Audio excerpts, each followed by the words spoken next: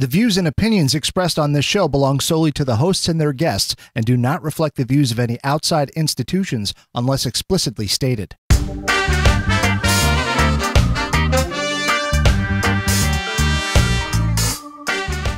What's up, everyone? My name is Steve Vanderwall, and I'm the host of Cannabis Cum Laude, a podcast devoted entirely to cannabis.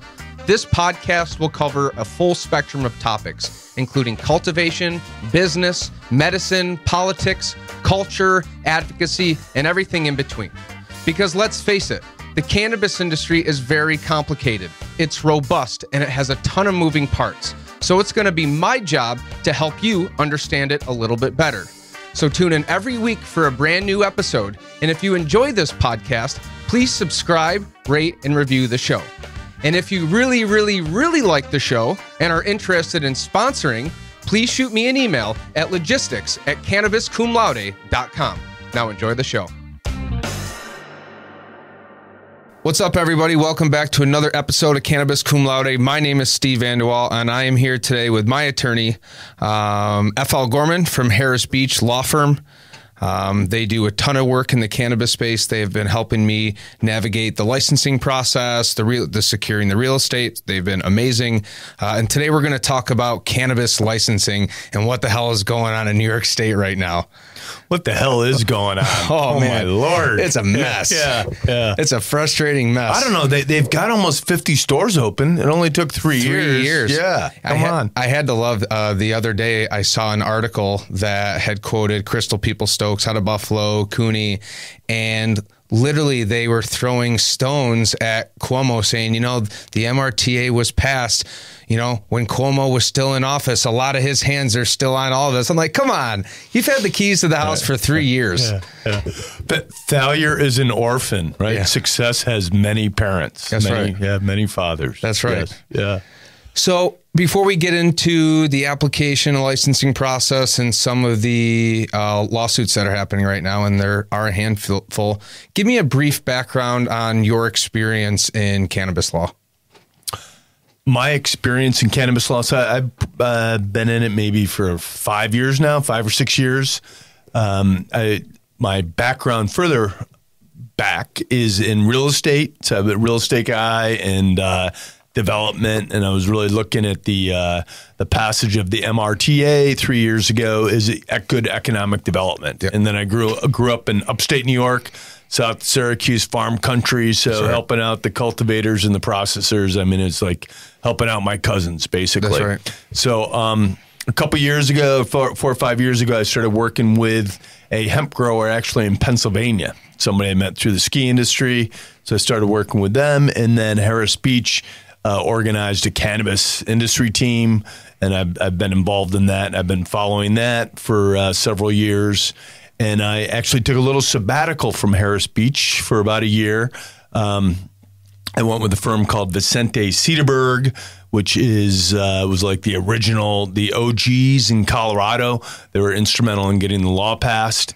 And I worked with them out of their Denver office, and they have a national practice. And so I was doing their real estate, and it was quite an experience. You know, worked on deals in Florida to New Jersey, Massachusetts, Minnesota, Oklahoma, New Mexico, California. So, and Colorado, of course. And now you're back here at Harris Beach. I'm back at the beach. Yes. And I do have to give a quick shout out to our friend Mercedes Bryan, who introduced us. She was my real estate agent who helped me find the property and then introduced us, which was an awesome fit. And, you know, here we are a few months later doing a podcast. So thank you, Mercedes. Thank you, Mercedes. So we just finished up a couple months ago, filling out the application, securing the real estate, going through that process, and really quickly compared to, you know, how long traditional commercial deals usually take. Can you walk me through the application and licensing process as it stands right now in New York State? As it stands right now in New York State, I think they're still trying to figure that one out. So, you know, when the law was passed in 2021, the first guys that really got in line were the conditional cultivators and processors. Yep. And to the extent that you had worked in the hemp industry for a couple years, and you could demonstrate that, then you got a conditional cultivation and processing license. And so right now, I think you might have like 300 cultivators and maybe 30 processors around the state. And then the next round, they started talking about retail dispensaries, but then the next round they went with these conditional adult use retail dispensary licenses, provisional licenses, and those were to qualify for that, you had to have a marijuana related offense. Originally, when they opened that up, they were going to issue like 100 of those licenses and then 300 of the licenses. And then they've issued 463 card licenses for those with marijuana related offenses. But then everything was put on hold for, a couple reasons. One, there was a group, Verasite One, it was the plaintiff, and they were arguing that this licensing scheme violated the Dormant Commerce Clause, a constitutional law provision, because Verasite's conviction was out of state, so they were discriminating against out-of-state residents. So that slowed things down for a while, for 6 months at the least. And then one of the service-disabled veterans, Carmen Fiore, and I actually did some work with Carmen about a year and a half ago on a site in Long Island, and he had it all tied up, but he wasn't going to get any rent abatement. And it was like, Carmine, it's not clear when you're actually going to get your license, so he had to walk from the deal. But then Carmine Fiore and a couple other service-disabled veterans sued OCM to say, hey, you shouldn't be giving an advantage to the card guys with marijuana-related offenses because they weren't specifically spelled out in the statute. They weren't a clearly defined class. I mean, certainly many of them were negatively impacted on the war on drugs, but so Carmine and his group, they also commenced a lawsuit, and that was settled along with the first Verasite case. And with that, though, I think Carmine's lawsuit actually sped up the licensing process, because it was like, all right, we got to get these card guys open, and we got to get some other people open. So back in November, when you applied, you applied for a micro business license, because you had your real estate tied up. Yeah, it's been 3 years. April 2021 was when the MRTA came out. Right now, we have 300 cultivators, 30 processors, and I think they just opened their 50th dispensary. Brownies, I think it was. Is that in Albany? I think it was in Albany, the newest dispensary. Anyway, so 3 years in, there's no, an insufficient amount of retail licenses, no indoor cultivation licenses at all. And this, micro business license that a group that I was part in during the pre-MRTA process was, really gung-ho about this, understanding the value and, the economic value of the craft beer and wine industry.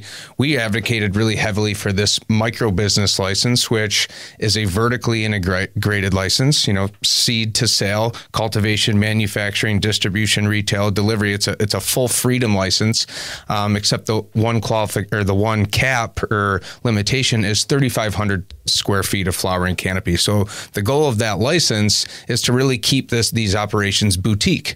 I did realize recently something that Damian Fagan said on a podcast, that if these micro businesses end up growing out of their 3,500 square feet of canopy, they can actually apply for another tier of cultivation, which I think is awesome. And I that wasn't really clear to me for a while. But now, as of recently, they, there was that, I think it was October 6th till December 17th was that stage one or whatever they were calling it, licensing or application window for the retail and micro business non-provisional. And there was some in that first 30, which ended up being a 45-day window. They said, if you had a complete application, you had secured real estate, and you got it in before that November 17th deadline, I took that as, you were going to be pick of the litter and get a license. So fast forward about a month, they come out with this queue, right? Right. Explain what they did in terms of, procedurally what they did. Like, how did they determine this queue? What was that process all about?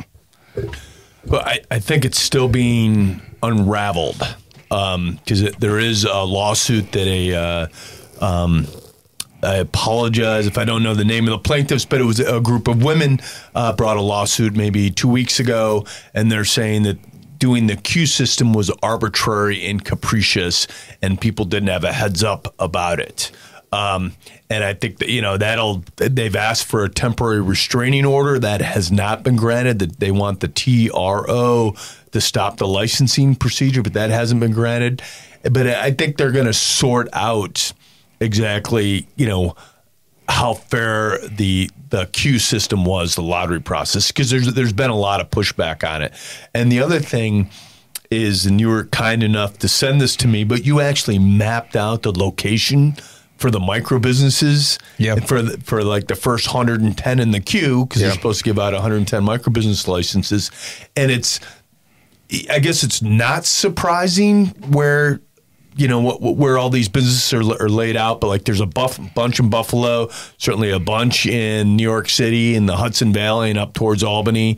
There's some in Rochester, a couple in Rochester maybe, and a couple in Syracuse, two in Rochester. And then Long Island, there's only two, but there's no spaces down there. Yeah, it's expected. But you wonder if there's any sort of modeling that's done, where the number of licenses, do they match proportionately where the licenses ended up in the queue? And then also, if you had a marijuana-related offense, then you got like three bites of the apple for every one that you took. Yeah, I kind of have been describing it like a Powerball type of thing. Everybody who applied in that first 45-day window, retail and micro, got a Powerball in the Powerball machine. And if you had a previous pot conviction or you were in a neighborhood disproportionately affected by the war on drugs, you got 3 Powerballs. And what frustrated me was there really was no merit or quality of application taken into consideration of this process. Everybody got lumped into the same hat, and then they pulled names out, assigned a queue number. Some people got lucky being in the top 300. Some people got unlucky being in the back 9. Right. I was number 1,967. And then what they did was they took that number after saying, we're going to pick 110 micro licenses, even though I'm pretty sure the original said they were going to pick 220. And then they picked 250 retail licenses, and originally they said they were going to pick either 500 or 1,000. Right. So you have a total of 360 licenses that are applicants who were chosen out of a pool of almost 2,300 people who are all either paying for or, in some way via a lease or owning a building. And now there's 1,500 people who are thinking, are we ever going to get licenses in the foreseeable future? And I actually just read an article by Brad Racino before you got here that apparently that the Office of Cannabis Management is also accepting letters of intent as proof of secured real estate, which that would have been a game changer. And that was something that we thought we had to have via a lease, a signed lease, an executed lease agreement, or proof of ownership. And now apparently they're accepting letters of intent. So I just feel like this whole process has just been never-ending goalpost moving. And, there's a lot of people who are really pissed off about this. I am far from the only one that's been, is pretty upset about this. But I guess I'm hoping that one of these lawsuits might be the, final nail in the coffin, that maybe the governor will step in and say, enough is enough. It's time to open up the licenses. Maybe that's a pipe dream, but, what are your thoughts on that? Is there a solution? Are you hearing anything, that maybe this process will get upended and they'll start releasing more licenses? What are your thoughts on that?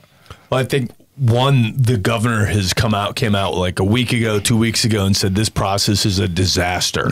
Literally, quote, disaster. Disaster, yeah.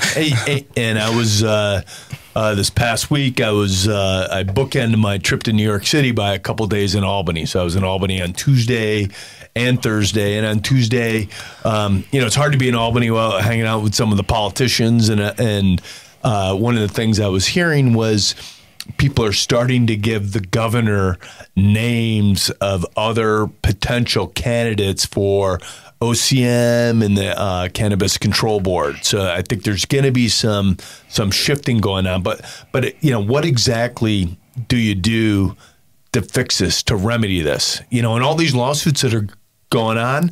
I mean, that was because 60 days ago, people were saying, oh, you want a license? Sue.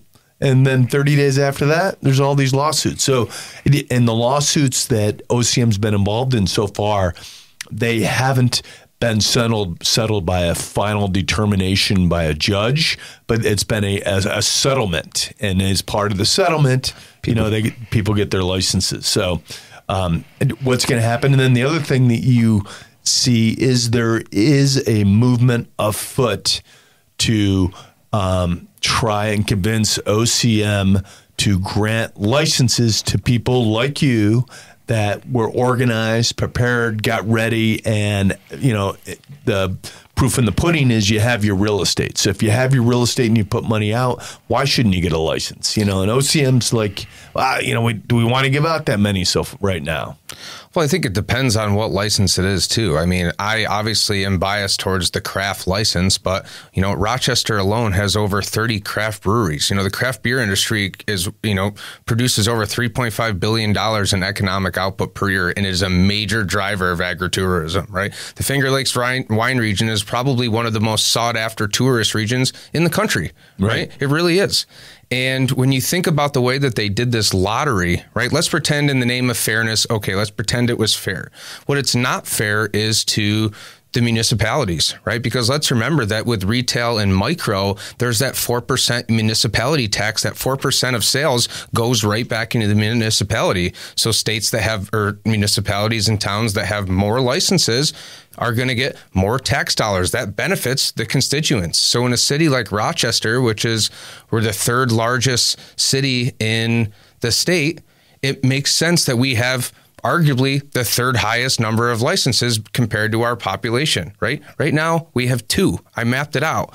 And, this is where I think you could get the Chamber of Commerce or people involved in economic development to start weighing in and say, hey, listen, this is now affecting us. It's affecting, could be affecting our budgets. It could be affecting our tax dollars. So at this point, I'm leaning into the economic argument because a city with over 30 craft breweries and wineries, why are we only slated to have 2 micro?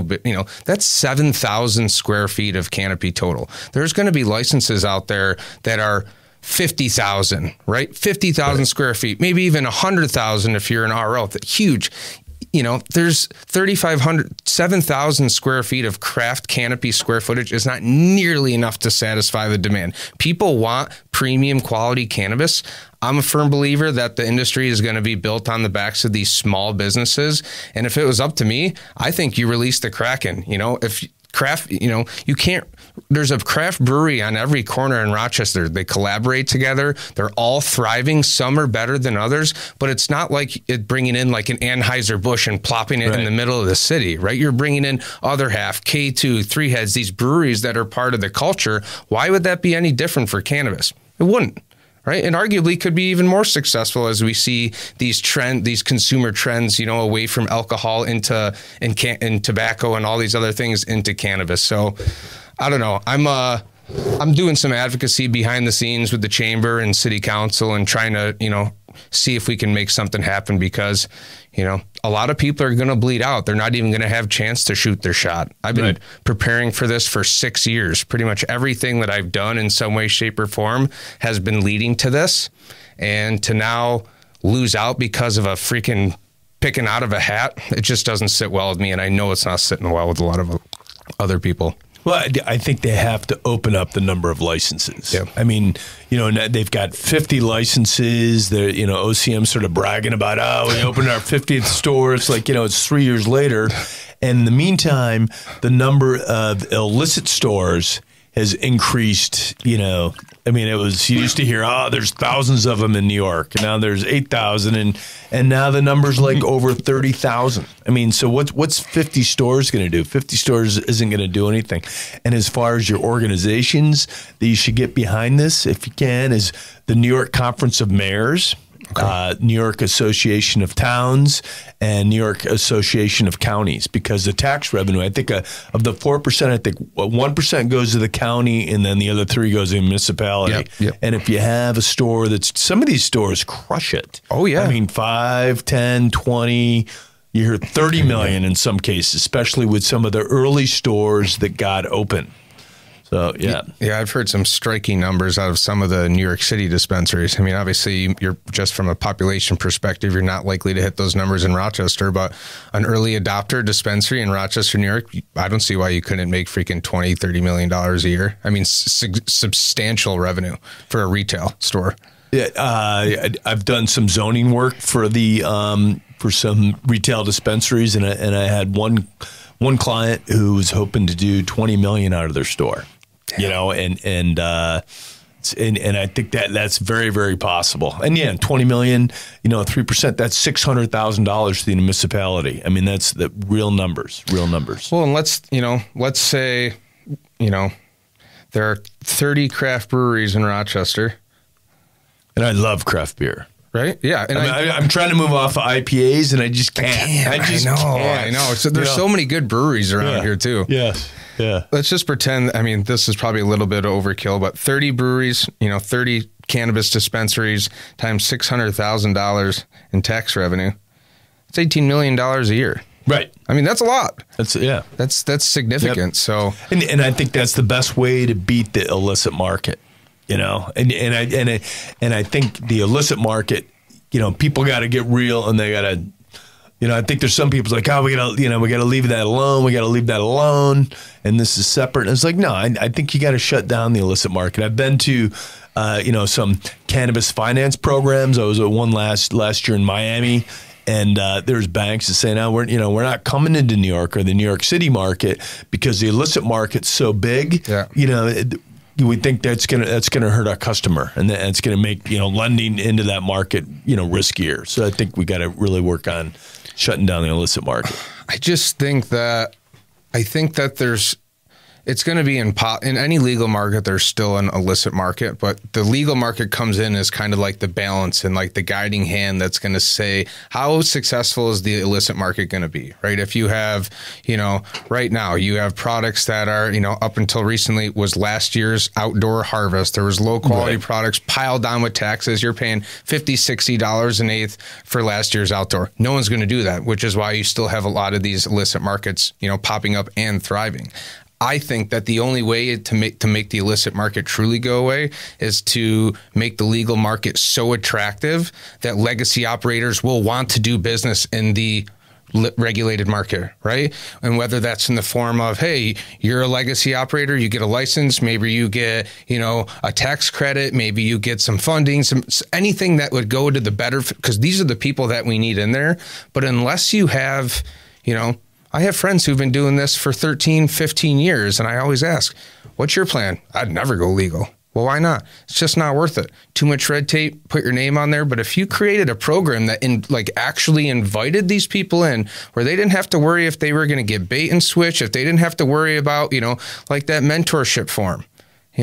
There was a lot of incriminating information that you were asked to give over on that. And I haven't heard anything that's been used against anybody by any means, but a lot of these people who've been doing it for 10, 15 years, who have been making millions of dollars, selling incredible amounts of cannabis, who is going to go on there and say, yeah, I've sold this many pounds? Right. I made nobody.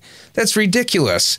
So I think when you start to look at, and I'm not saying that I have the best answer for getting legacy operators in, but finding a bridge to get legacy operators in that's not going to scare them away, that's not going to ask them to give up, their freaking DNA and their mom and all this crazy stuff, and in creating an incentivized economic program where it's like, damn, yeah, the legal market is actually way better to work in than the illicit market. I feel like you're going to be constantly fighting an uphill battle.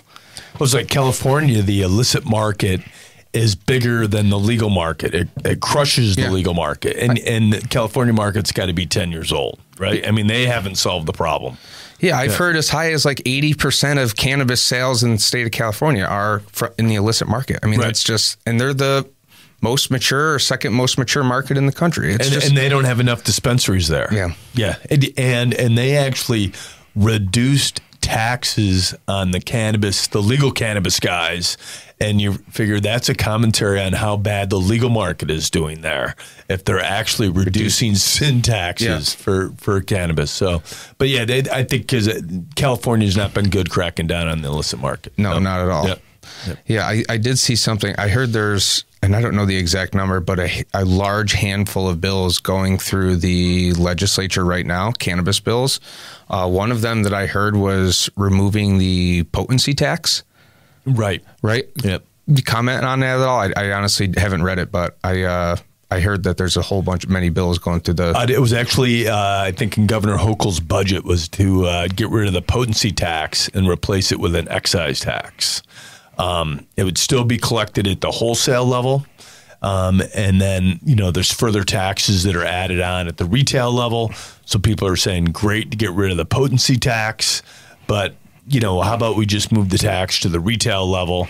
Because otherwise you put it on at the wholesale level, then that is a multiplier when you actually get to the retail level. Yeah. And they're saying the effective tax rate at that point would be 30%, which is more than, Massachusetts, more than New Jersey, maybe equal to Connecticut. But yeah, they're at least talking about getting rid of the potency tax. So I think that's a positive. It'd just be easier to figure out. But I think the other issue with that is like sales tax in New York. If you run a business and you don't pay your sales tax on time, even if you're set up as an LLC or a C Corp or something, you can have personal liability. So I think that's the other thing to keep track of. Really? On that, yeah. That if for some reason you're not paying those taxes, despite your best efforts, and assuming that you're not, diverting funds or anything like that. I mean, the extent you could keep away from personal liability for non-payment of taxes would be big. Yeah, that's a scary thing to have to deal with. Yes. I will say one of the reasons that, I think that, and I say this every year, but I think that with some of the conversations we've been hearing at the federal level and that recent recommendation letter from Health and Human Services to the FDA saying that cannabis should get rescheduled from a 1 to a 3. Obviously, we'd all love to see it getting descheduled. I think the chances of that are probably low. But even a rescheduling from a 1 to a 3, one of the primary, benefits of that is 280E, that, massive tax burden that really has plagued the industry and made it, pretty difficult to be as profitable as you could be or profitable at all, will go away. It makes, 280E, if for those of you who don't know, says that if you're a business that operates in the trafficking of Schedule 1 or Schedule 2 drugs, you can't write off ordinary business expenses except cost of goods sold.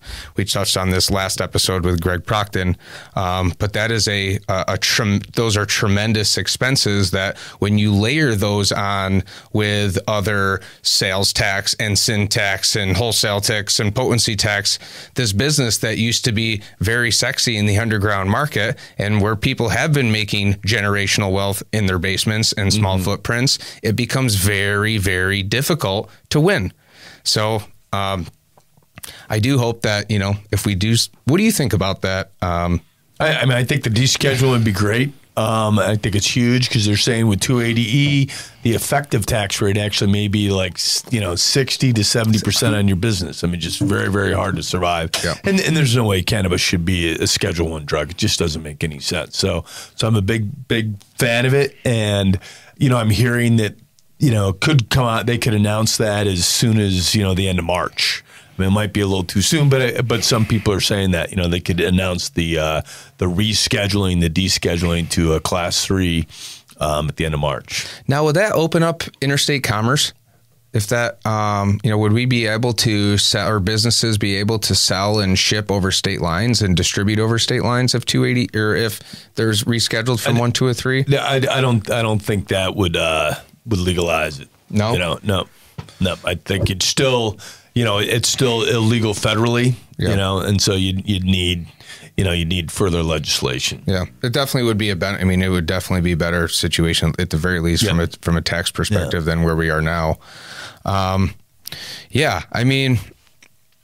think there is some movement though. There's some pushing to allow interstate commerce. Like I think in California, they passed legislation that would allow California companies to export to other states but then they wanted, I think the state wanted an opinion from the Attorney General that wouldn't violate federal law, and the state Attorney General wouldn't provide it. So the legislation didn't go anywhere. Yep. Yeah, too much conflict between the state and federal. It makes it very muddy, you know, in this space.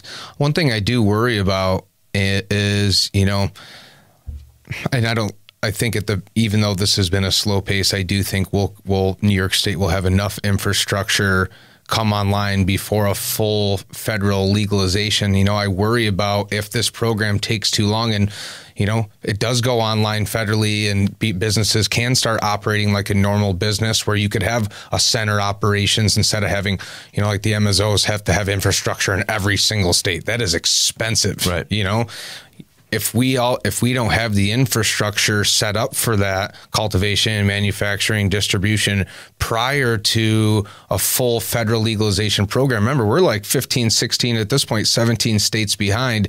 It'll be very tough, I think, to play catch up and develop in a cannabis economy when there's already markets that are alive and well and mature. And I worry that if we don't, you know, something drastic doesn't happen, whether it's new leadership in the Office of Cannabis Management or CCB, or a mass opening of the licenses, that you know, we are, I think, arguably have a bigger cannabis market than California, and I think that we do have an opportunity to be a hub. And I've said this since the day I've gotten in the business 6 years ago.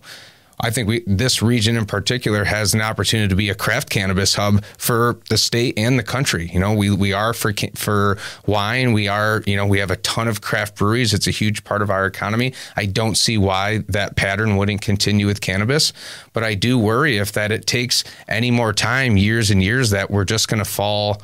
We're going to fall way too behind to markets who are already up and well established. And, you know, I think that's a legitimate concern, because as we know, certainly one of the policies when they passed the MRTA was to make it like a small mom and pop business, and then, you know, to keep everything local.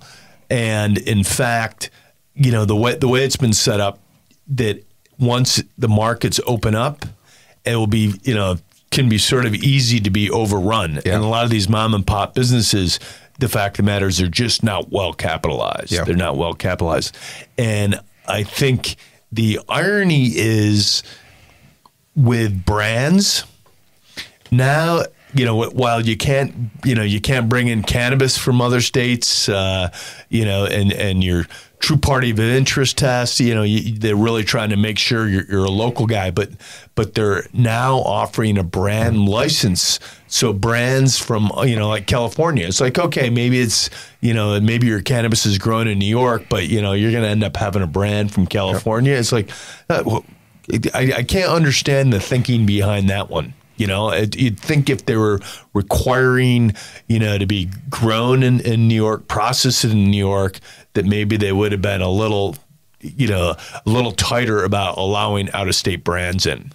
I totally agree, but how do you do it? I mean, at some point, there's like, you know, they've tried X, Y, and Z options to keep the big out-of-state players out, but at some point, you know, the free market is the free market, and I feel like if, you know, I don't agree with it, and I think to some extent, I thought about if I don't get a license, you know, I have all these products that have been R&D'd, tried and true, that maybe I could be somebody that partners up with another co-packer or something, but you lose that artisan touch. You put your IP in other people's hands, and then, you know, I've heard of one company locally who I really like. Their brand minimum to launch a product is like $100,000. I mean, you know, if this was a normal non-cannabis market and you had POs, you could go to a bank and get a loan and get, you know, right, for this. That's not possible. So now we're really relying on private investors, and there's more of us seeking capital than there are investors. And, you know, not a lot of people, you know, and we've had multiple conversations, just to outfit a craft facility, right? You're like not even full spec, like just to get it off the ground with like a couple flower rooms, kitchen and all that, compliance, you're looking at over $1 million. You know, it's a lot of money, right? And there's not a lot of people, at least, you know, I've been searching for capital for about 6 months now. And there's a lot of micro investors and, you know, 15 grand, 20 grand, right, 50 grand, but you're finding it hard to find those those whales, right? The $500,000, Right. the $1 million, because the balance sheet isn't saying, oh, I'm going to sell $100 million every year or 60, you know, Right. it's not like that. It's, you know, $5 to $8 million bucks. So, you know, unless you're a small business that has pockets full of cash, I could see an inevitable washout of these businesses when the big brands come in, you know, especially with these new brand licenses. It's going to make it even more tough to compete. I will say though, you know, quality cannabis will always sell. You don't have to be the biggest. You know, my business is far from the biggest, but when you stick to certain quality standards and you master your craft and you focus more on quality than quantity, you can make it. Yeah, you can make it. Yeah. But I think the whole issue with capital is key, because it's tough to raise it now because the industry is not that strong, right? I mean, you have like the ROs in New York, where you can be vertically integrated, and you can have retail dispensaries, and a bunch of the ROs are getting retail dispensaries now for rec, but some have opted out because they have to pay a $5 million licensing fee. And it's, you know, when they came up with the $5 million bucks, that was, you know, maybe 3 years ago, 4 years ago, when people are thinking, you know, everybody in the cannabis business is flush, and they're not. Yeah. You know, there's really a shortage of capital. So to the extent the ROs can't come up with $5 million, you know, how can, you know, your smaller micro business, your mom and pop, you know, trying to come up with $1 million bucks is tough. Yeah, and doing that without giving away your whole business, selling your equity. Yep, that's the thing. That's one thing that I'm excited about, is if it is rescheduled from a 1 to a 3, you're going to see banking and financial institutions go, you know, a lot more of them theoretically will come online, and the cost of capital will go down. You know, we'll have more access to bank financing, and private investor financing won't be, you know, it'll be an option, but it won't be the only option. So, you know, a conversation I had with my buddy Greg Procton, who I do want to connect you guys. I think you guys would be a good fit.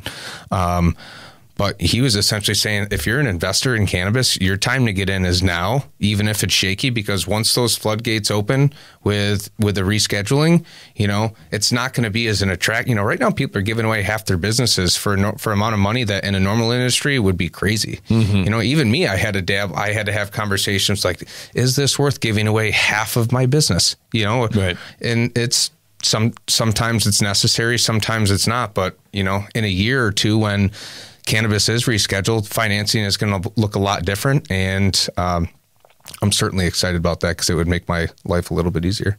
Well, in real estate developments, when you have a joint venture, you know, you have the sponsor, and then you have equity, institutional equity, and then you have a waterfall. Okay. And I'm wondering if you tried something like that. It's like, okay, early on, okay, you know, we'll go, you know, we need so much in equity, and maybe you put in more equity than I do because you've got the deep pockets, and so we'll split the proceeds, you know, 70-30, because I got 30% equity, but it's my business. You know, let's say you get 8% return on your money. After that, then I should be able to promote up. Yep. You got your 8%, so maybe I get 50% at that point, you know, until you get a 12% return. And then once you get a 12% return, well, you know what?